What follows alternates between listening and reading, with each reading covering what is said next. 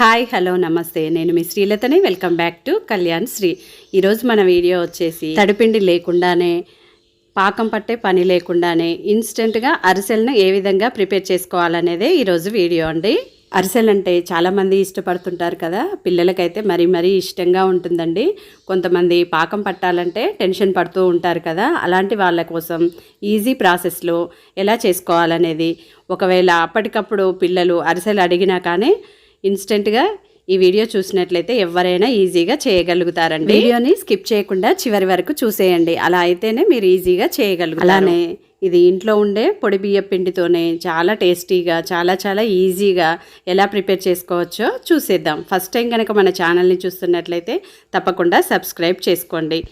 ముందైతే ఒక గిన్నెలోకి ఇలా తురుముకున్న 1 కప్పు బెల్లంను వేసుకుంటున్నానండి. అదే కప్పుతో 1.5 కప్పుల వాటర్ వేసుకుంటున్నానండి. అలాగే వేరొక బౌల్లోకి 1 కప్పు బియ్యం పిండిని, అదే కప్పుతో 1/2 కప్పు గోధుమ పిండిని వేసుకోవడం వలన అరిసెలు అనేటివి మెత్తగా వస్తాయండి. జల్లించుకున్నానండి. ఈ పిండిని పక్కన పెట్టేస్తున్నాను. ఇప్పుడు స్టవ్ ఆన్ చేసుకొని ఈ బెల్లం అంతా కూడా ఈ వాటర్లో కరిగేంత వరకు మీడియం టు లో ఫ్లేమ్లోనే కలుపుకుంటూ కరిగించుకోవాలండి. ఇలా చూడండి, బెల్లం అనేది కరిగిపోయింది కదా. ఇప్పుడు స్టవ్ ఆఫ్ చేసుకొని వేరొక ప్యాన్ పెట్టేసి దానిలోకి ఈ బెల్లం వాటర్ని ఫిల్టర్ చేసుకుంటున్నానండి. ఎందుకంటే ఏవైనా నలకలు కానీ ఉన్నట్లయితే వెళ్ళిపోతాయని. ఇప్పుడు స్టవ్ ఆన్ చేసుకొని లో ఫ్లేమ్లోనే ఈ బెల్లం వాటర్ని మరిగించుకోవాలండి. పాకం లేకుండా జస్ట్ మరిగించుకుంటే సరిపోతుందండి. మీడియం టు లో ఫ్లేమ్లోనే ఈ బెల్లం వాటర్ అనేది మరిగించుకోవాలండి. ఇలా మరుగుతున్న ఈ వాటర్లోకి 1/2 స్పూన్ వరకు యాలకుల పొడిని, 2 స్పూన్ల వరకు పచ్చి నువ్వులని, అలాగే 1 స్పూన్ వరకు నెయ్యిని కూడా వేసుకొని ఈ నెయ్యి అంతా ఈ బెల్లం వాటర్లో కరిగేంత వరకు కరిగించుకున్న తర్వాత ముందుగానే మనం కొలిచి పెట్టుకున్నాం చూడండి, 1 కప్పు బియ్యం పిండి, 1/2 కప్పు గోధుమ పిండిని వేసేసుకొని స్టవ్ని లోలో పెట్టేసి ఈ బెల్లం వాటర్లోకి ఈ పిండి అనేది బాగా కలిసేలాగా కలుపుకోవాలండి. చూడండి, ఈ విధంగా కలుపుతూ ఉండగానే పిండి అంతా వాటర్ని అబ్జర్వ్ చేసుకొని ఇలా ఉండలాగా తయారవుతుందండి. ఇప్పుడు బాగా కలిపేసుకొని స్టవ్ ఆఫ్ చేసుకొని ఈ పిండి అంతా కూడా ఈ విధంగా కలుపుకున్న తర్వాత దీనిపైకి 1 స్పూన్ నెయ్యిని వేసేసుకొని మూత పెట్టేసి దీన్ని చల్లారనివ్వాలండి. చల్లారడం అంటే పూర్తిగా కాదండి, మనం చేతితో తాకే అంత వేడిగా ఉండేంత వరకు చల్లారిన తర్వాత ఒకసారి మళ్ళీ బాగా కలుపుకోవాలండి. ఇలా చూడండి, నెయ్యిని కూడా వేసేసి మూత పెట్టేస్తున్నాను. 10 మినిట్స్ తర్వాత చూసినట్లయితే పిండి అనేది చక్కగా నానిపోయింది కదండి. చూస్తేనే అర్థమైపోతుంది కదా, సాఫ్ట్గా తయారైపోయింది. మళ్ళీ ఒకసారి ఒక 5 నిమిషాల వరకు ఈ పిండి ముద్దని బాగా కలుపుకోవాలండి. ఇలా చేయడం వలన అరిసెలు అనేవి మెత్తగా సాఫ్ట్గా ఆయిల్లో వేయగానే పొంగుతూ చక్కగా ఫ్రై అవుతాయండి. ఇలా కలుపుకున్న తర్వాత ఇలా చూడండి, ఇప్పుడు ఈ అరిసెల పైన నువ్వులు అద్దుకుంటాం కదండి, అవి విడిపోకుండా ఉండడం కోసమని ఒక బౌల్లోకి 2 స్పూన్ల నువ్వులను వేసుకొని, పచ్చి నువ్వులే అండి, 1/2 స్పూన్ వరకు వాటర్ని వేసి ఇలా కలిపి పక్కన ఉంచేస్తున్నానండి.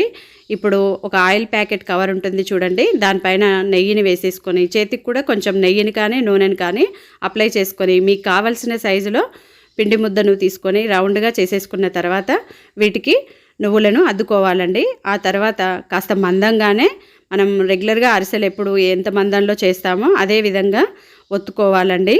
పలుచగా చేసినట్లయితే గట్టిగా వచ్చేస్తాయండి అరిసెలు అనేటివి. ఇంకో విషయం అండి, పిండి కనుక మీకు లూజ్ అయిపోయిందంటే కొంచెం బియ్యం పిండిని వేసుకొని స్టవ్ మీద ఉంచేసి గట్టి పడేంత వరకు ఉడికించుకొని దించేసుకోవాలండి. టైట్ అయిపోయింది అనుకోండి, చేతికి కొంచెం వాటర్ని అప్లై చేసుకుంటూ అరిసెలు ఒత్తుకోవాలి. అరిసెల్లోని ఎక్సెస్ ఆయిల్ని ఒత్తుకోవడానికి నేను ప్లేట్ని ఇలా రెడీగా ఉంచేసుకున్నానండి. డీప్ ఫ్రైకి సరిపడినంత ఆయిల్ని హీట్ చేసుకున్నాక స్టవ్ని లోలో పెట్టేసి అరిసె అనేది ఈ మందంలో ఉండేలాగా ప్రిపేర్ చేసుకొని స్లోగా ఈ ఆయిల్లోకి వేసేసుకోవాలండి. ఇలా అరిసె వేసుకున్న తర్వాత వెంటనే స్పూన్తో కదపకుండా అరిసె అనేది ఫ్రై అవుతూ దానంతటికి అదే పైకి వచ్చేంత వరకు మనం టచ్ చేయకుండా ఉంచేసేయాలండి. చూడండి, ఇలా ఫ్రై అవుతూ పైకి వచ్చింది కదా. ఇప్పుడు ఈ గరిటెతోటి ఈ అరిసె పైకి ఇలా ఆయిల్ని వేసేసామంటే చక్కగా పొంగుతుందండి. ఇప్పుడు చక్కగా ఫ్రై అయిన తర్వాత రెండో వైపు కూడా స్లోగా టర్న్ చేసుకోవాలండి. ఆయిల్ అనేది మీద పడకుండా జాగ్రత్తగా రెండో వైపుకి ఇలా టర్న్ చేసుకొని లైట్ గోల్డెన్ బ్రౌన్ కలర్ వచ్చేంత వరకు ఫ్రై చేసుకోవాలండి. చూడండి, ఫ్రై అయిపోయింది కదా, అరిసె అనేది పొంగుతూ చక్కగా వచ్చేసింది కదండి. ఇప్పుడు దీన్ని వేరొక ప్లేట్లోకి వేసేసుకుంటున్నాను. వేసేసుకున్న తర్వాత ఒక ప్లేట్ పైన మరొక బౌల్ని పెట్టేసి గట్టిగా ప్రెస్ చేసినట్లయితే ఆయిల్ అనేది బయటకు వచ్చేస్తుందండి. ఇంకొంచెం ఏమైనా ఆయిల్ ఉన్నట్లయితే టిష్యూ ఉన్న ప్లేట్లోకి వేసేసుకుంటే సరిపోతుందండి.